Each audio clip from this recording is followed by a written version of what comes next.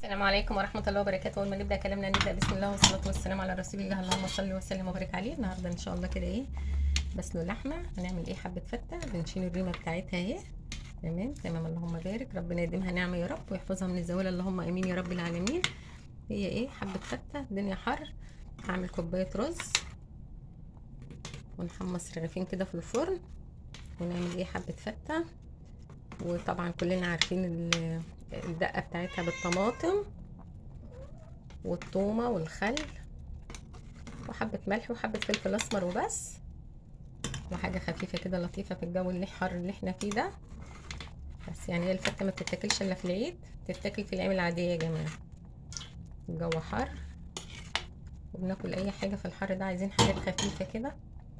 هنحط بقى هنا البصلاية، ولا عملت لها صدمة ولا اي حاجة. لورا والحبهان والبصلاية والطماطماية، ودمتم بخير كده. اللهم بارك، بألف هنا وشفا يا رب للي هياكل.